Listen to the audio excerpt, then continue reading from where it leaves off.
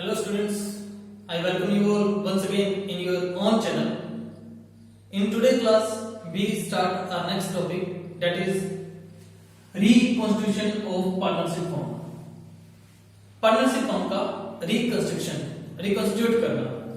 आज की इस क्लास के बाद आप ये बता सकते हैं कि जब किसी फर्म का रिकंस्टिट्यूशन हो जाता है तो क्या फर्म में चेंज किया जाता है, बुक्स में क्या चेंजेस आते हैं, बुक्स के अंदर क्या बदलाव किए जाएंगे, किन सिचुएशंस में फर्म का रिकंस्टिट्यूशन किया जाता है, ये सारी बातें आप बता सकते हो। तो आज हम डिस्कस करेंगे वेरियस सिचुएशंस जिनमें फर्म को रिकंस्टिट्यूट किया जाता है। स्टार्ट करते हैं आज के अपने टॉपिक को। Topic is reconstitution of partnership firm. सबसे पहले हम डिस्कस करते हैं रिकंस्टिट्यूशन होता क्या है, what is the meaning of reconstitution. Reconstitution का मतलब है रिकंस्ट्रक्शन, किसी चीज को रीबिल्ड करना। री कॉमन क्या है यहां पर, री का मतलब किसी चीज को दोबारा से तैयार करना। दोबारा से उस चीज को तैयार किया जाएगा जो पहले से अपीयर हो, पहले से अवेलेबल हो। यानी कि एक चीज पहले से बनी हुई थी, उसमें कुछ कारणों से कुछ बदलाव हुए और उन बदलाव की वजह से उसे दोबारा से हमें क्या करना पड़ा, रिकंस्ट्रक्ट करना पड़ा, रीबिल्ड करना पड़ा। उसे कहते हैं रिकंस्ट्रक्शन। और यहां पर हम रिकंस्ट्रक्शन किस चीज का कर रहे हैं, पार्टनरशिप फर्म का रिकंस्ट्रक्शन कर रहे हैं। यानी कि हमारी जो पार्टनरशिप फर्म है उसके एग्रीमेंट में कुछ चेंज आया, जिसकी वजह से एक न्यू एग्रीमेंट तैयार करना पड़ा, तो उसे कहा जाएगा reconstitution of partnership firm. Reconstitution means any change in existing partnership firm is known as reconstitution of partnership firm. अब बात जो है हमारे सामने, जो क्वेश्चन है हमारे सामने, वो ये है किन सिचुएशंस में रिकंस्टिट्यूशन हो सकता है। जब रिकंस्टिट्यूशन होता है तो पार्टनरशिप फर्म पे क्या चेंजेस होंगे, क्या इफेक्ट पड़ेंगे, वो हम डिस्कस करेंगे। सबसे पहले हम डिस्कस करते हैं various reason causes of reconstitution. Causes, reason जब हम किसी फर्म को रिकंस्टिट्यूट करते हैं। Number 1, due to change in profit sharing ratio. अगर प्रॉफिट शेयरिंग रेशियो चेंज हो जाए तो उसे रिकंस्टिट्यूशन ऑफ पार्टनरशिप फर्म कहा जाएगा। Due to admission of a partner, अगर कोई नया पार्टनर फर्म के अंदर आ जाता है तो एक फर्म को रिकंस्टिट्यूट करना पड़ता है। Due to retirement of a partner, अगर कोई पार्टनर फर्म को छोड़ के चला जाता है तो हमें अपनी फर्म को रिकंस्टिट्यूट करना पड़ेगा। Number 4, due to death of a partner, किसी पार्टनर की डेथ हो जाती है तो फर्म को रिकंस्टिट्यूट करना पड़ेगा। Due to amalgamation of two firms, two or more firms, अगर दो या दो से ज्यादा फर्मों को आपस में जोड़ दिया जाता है, अमेलगमेट कर दिया जाता है, तो हमारी जो पुरानी पार्टनरशिप फर्म है उसको रिकंस्ट्रक्ट करना पड़ेगा। Due to completion of time,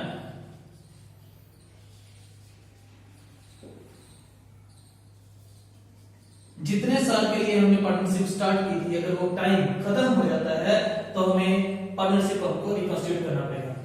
due to addition, suppose पहले रेशियो था 3:1, अब रेशियो चेंज हो गया और रेशियो हो गया इक्वल, तो हमें क्या करना पड़ेगा, पार्टनरशिप फर्म को रिकंस्टिट्यूट करना पड़ेगा। पहले 2 पर्सन काम कर रहे थे, अब सी को पार्टनर बना लिया, कुल मिला के 3 पार्टनर हो गए, तो हमें पार्टनरशिप फर्म को रिकंस्टिट्यूट करना पड़ेगा। पहले 3 पार्टनर थे, कोई पार्टनर या तो डेथ हो जाती है या फर्म को छोड़ के चला जाता है, तो हमें जो बाकी बच गए पार्टनर उनको ध्यान में रखते हुए अपने पार्टनरशिप फर्म को रिकंस्टिट्यूट करना पड़ेगा। 2 फर्म थी A B C X Y Z, आपस में मिल गई हैं और ये दोबारा से मिलकर एक नई फर्म का काम स्टार्ट कर रहे हैं, तो हमें अपनी पार्टनरशिप फर्म को रिकंस्टिट्यूट करना पड़ेगा। हमने 5 इयर्स के लिए वर्क स्टार्ट किया था, जब पार्टनरशिप स्टार्ट की थी 5 इयर्स के लिए स्टार्ट की थी, लेकिन हम 6th ईयर में भी फर्म को कंटिन्यू रखते हैं तो पुराना एग्रीमेंट खत्म हो जाएगा और हमें 6th ईयर में नया एग्रीमेंट करना पड़ेगा। तो सिचुएशन में भी हम रिकंस्टिट्यूट करेंगे हमारी पार्टनरशिप फर्म का। तो ये कुछ कॉजेस हैं, कुछ चेंजेस हैं जिनकी वजह से हमारी जो पार्टनरशिप फर्म है उसको हमें क्या करना पड़ता है, रिकंस्टिट्यूट करना पड़ता है। क्लियर है? अब हम डिस्कस करते हैं आज अपनी इस क्लास में फर्स्ट टॉपिक। ये जितने भी टॉपिक आपको दिखाई दे रहे हैं ये सारे के सारे आपके सामने चैप्टर्स हैं। जैसे आज हम डिस्कस करेंगे फर्स्ट चैप्टर स्टार्ट करेंगे हम due to change in profit sharing ratio. उससे नेक्स्ट चैप्टर रहेगा एडमिशन ऑफ अ पार्टनर। उसके बाद due to admission due to retirement death chapter रहेगा। अमलगमेशन जब आप ग्रेजुएशन करेंगे, आगे फर्दर स्टडीज करेंगे तो वहां पर आपको पढ़ने को मिलेगा। कंप्लीशन कहीं पे भी हो सकता है, किसी भी केस में हो सकता है। क्लियर? तो स्टार्ट करते हैं हम next topic, next chapter.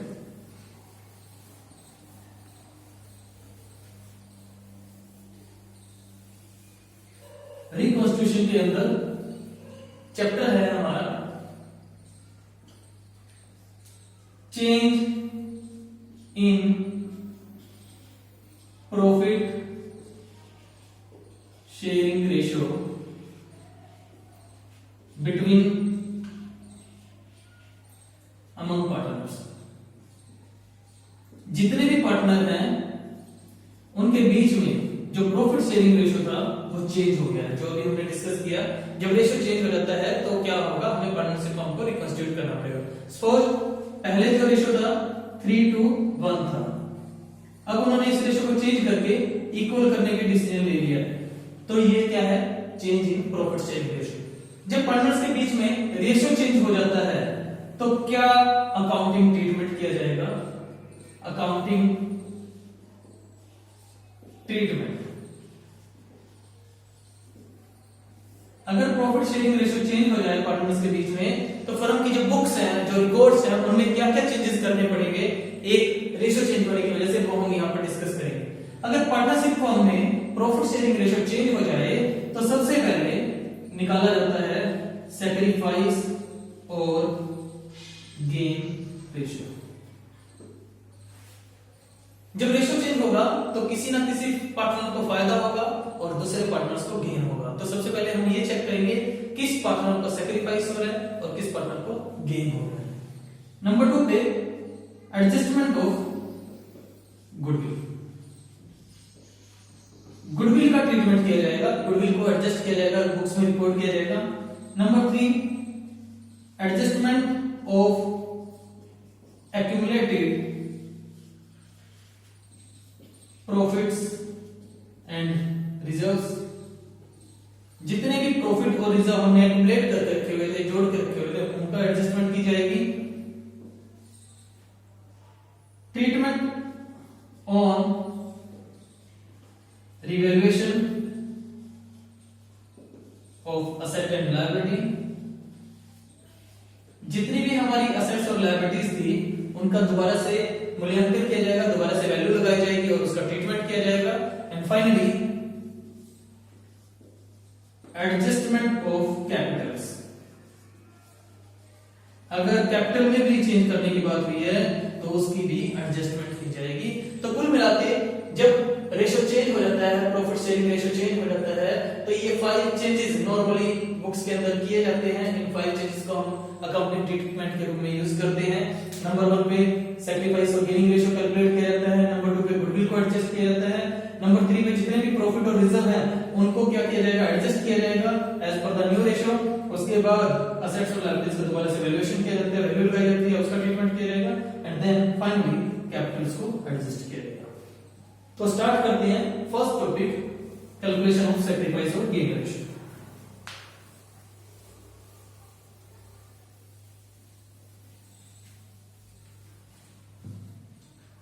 First topic calculation of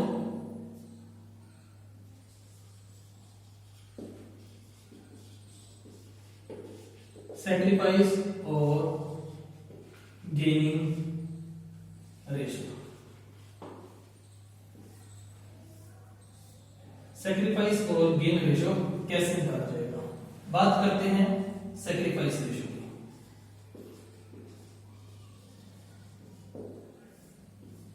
उसके बाद बात करेंगे गेनिंग रेशो। सैक्रिफाइस का मतलब क्या होता है? सैक्रिफाइस का मतलब होता है कुछ त्यागना, कुछ छोड़ना। सैक्रिफाइस रेशो क्या है? अगर किसी पार्टनर को पहले के मुकाबले दूसरी बारी में कुछ कम मिलता है तो जितना उसे कम मिलता है उसे सैक्रिफाइस कहते हैं, उस पार्टनर का सैक्रिफाइस। और जिस रेशो में वो पार्टनर सैक्रिफाइस करेंगे उस रेशो को नाम दिया जाता है सैक्रिफाइस रेशो। गेनिंग का मतलब होता है लाभ प्राप्त करना। पहले के मुकाबले पार्टनर को जितना ज्यादा मिलेगा उसे कहा जाता है उस पार्टनर का गेनिंग रेशो। गेनिंग रेशो वो रेशो है जिसमें सारे पार्टनर प्राप्त कर रहे हैं एक्स्ट्रा। एग्जांपल के थ्रू हम डिस्कस कर रहे हैं। सपोज ए और बी दो पार्टनर हैं, 3:2 में प्रॉफिट को शेयर करते थे। ओल्ड रेशो था उनका 3:2। अब उन्होंने डिसीजन लिया है कि फ्यूचर में वो प्रॉफिट को इक्वल बांटेंगे। ये उनका क्या है? न्यू रेशो है। एज्यूम करते हैं साल के एंड में हमारी फर्म को प्रॉफिट हुआ 100 रुपीज का। कितना प्रॉफिट हुआ? 100 रुपीज का। तो जब वो पार्टनर 3:2 में प्रॉफिट बांट रहे थे तो कितना मिलता था उनको, हम वो चेक करते हैं।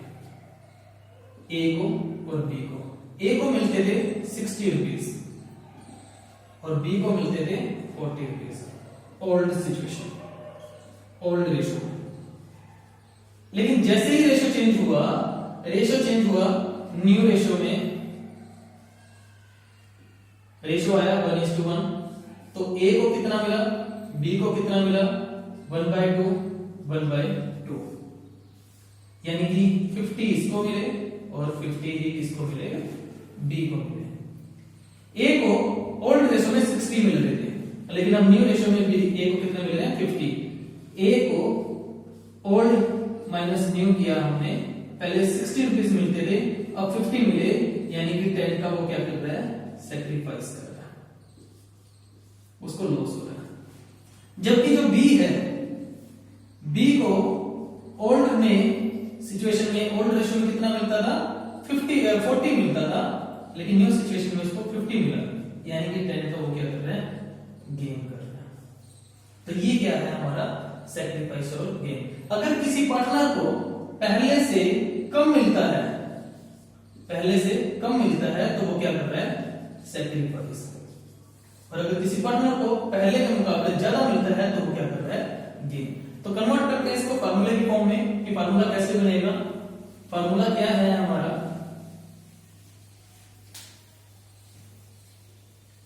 Sacrifice ratio is equal to old ratio minus new ratio. Old ratio में से न्यू रेशो को लेस कर दो तो जो वैल्यू आई वो क्या है? हमारा सैक्रिफाइस रेशो है। गेनिंग रेशो को कैसे कैलकुलेट करेंगे? New ratio minus old ratio is equal to gain ratio. नए रेशो में से पुराने वाले को लेस कर दो तो क्या आएगा? हमारा गेनिंग रेशो आएगा। जैसे हमने जो भी एग्जांपल लिया, ए और बी पार्टनर थे, 3:2 में प्रॉफिट को शेयर कर रहे थे, जो उनका ओल्ड रेशो था। 1:1 उनका क्या है? न्यू रेशो है, ठीक है। और फर्म को प्रॉफिट कितना हुआ है? 100 रुपीज का। तो इसको हम इस फार्मूले के बेस पे समझते हैं। ओल्ड रेशो कितना है? 3:2। तो बात करते हैं ए की, बी की। ए का ओल्ड रेशो 3 में total of these two.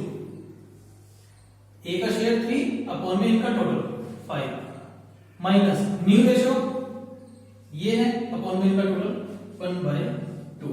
LCM लिया हमने 10, 6 माइनस 5 वैल्यू पॉजिटिव आ रही है, यानी कि वो क्या कर रहा है? सैक्रिफाइस कर रहा है। बी का ओल्ड रेशो 2 में 5 माइनस में न्यू रेशो 1/2। एलसीएम आया 10, 4 minus 5 equal to value negative आ गया, तो माइनस लगाने की बजाय हमने यहां पे क्या लिख दिया? गेन। तो शेयर की बात करें अगर हम, शेयर ऑफ ए का शेयर कितना आया 1/10 इंटू में प्रॉफिट 100 10। और अगर हम बी की बात करेंगे तो बी का भी शेयर कितना आएगा 10 ही आएगा। ए को क्या हो रहा है सेक्रीफाइस हो रहा है और बी को क्या हो रहा है गेन हो रहा है। अभी पिछला जो एग्जांपल लिया था हमने 100 को डायरेक्टली डिवाइड किया था 3 2 में देन 1 1 में, तो वहां पर भी कितना आ रहा था हमारा 10 ही आ रहा था दोनों। तो ये हमारा फार्मूला है old ratio minus new ratio. अगर हम गेनिंग रेशियो की बात करें तो गेनिंग में भी सेम ही रहेगा, new ratio 1/2 minus 3/5 1/2 minus 2/5 5 minus 6 upon में 10। किसका फार्मूला लगाया हमने गेनिंग का। अगर गेनिंग का फार्मूला लगाया और वैल्यू क्या आ रही है नेगेटिव, तो नेगेटिव लिखने के बजाय हम चेंज कर देंगे उसे गेन से सैक्रिफाइस में 10 5 माइनस 4 वैल्यू पॉजिटिव आ रही है, इसका मतलब वो क्या कर रहा है गेन है। आपको सिर्फ एक बात का ध्यान रखना है कि क्या होगा क्वेश्चन में, या तो आप सैक्रिफाइस रेशियो का फार्मूला लगाओगे या गेनिंग रेशियो का फार्मूला लगाओगे। फार्मूला सिर्फ एक ही लगाना है, या तो सैक्रिफाइस या गेन। ऐसा नहीं करना आपने कि ए के केस में तो आपने सैक्रिफाइस का फार्मूला लगा दिया और बी के केस में आपने गेनिंग रेशियो का फार्मूला लगा दिया, क्योंकि अगर आपने ऐसा किया तो आंसर गलत हो जाएगा। आप कोई भी एक फार्मूला लगाएंगे, या तो सैक्रिफाइस रेशियो या गेनिंग रेशियो। कोई भी एग्जांपल ले सकते हो, डायरेक्ट फार्मूले के बेस पे भी कर सकते हो, एग्जांपल मान के भी कर सकते हो, आपके पास दोनों के दोनों ऑप्शन है। अब बात आती है सैक्रिफाइस रेशियो को हम यूज कहां करेंगे। सैक्रिफाइस रेशियो जो है, गेनिंग रेशियो जो है, वो किस काम आएगा। सैक्रिफाइस और गेनिंग हमें हेल्प करता है जब कोई पार्टनर फर्म के अंदर एडमिशन लेता है, या जब कोई पार्टनर फर्म को छोड़ के जाता है, रिटायरमेंट होती है, डेथ होती है, तो उस टाइम पे हम इस सैक्रिफाइस और गेनिंग रेशियो के बिहाफ पर ही फर्दर ट्रीटमेंट करते हैं। तो आशा करता हूं आपको जो आज का टॉपिक था रिकंस्ट्रक्शन, उसके अंदर first chapter change in profit sharing ratio, उसका first topic calculation of sacrifice ratio और गेन रेशियो क्लियर होगा। आप ज्यादा से ज्यादा अपनी बुक में एक्सरसाइज से क्वेश्चंस की प्रैक्टिस कर सकते हैं। अगर कोई आपकी क्वेरी हो तो आप हमें कमेंट कर सकते हैं। Thank you.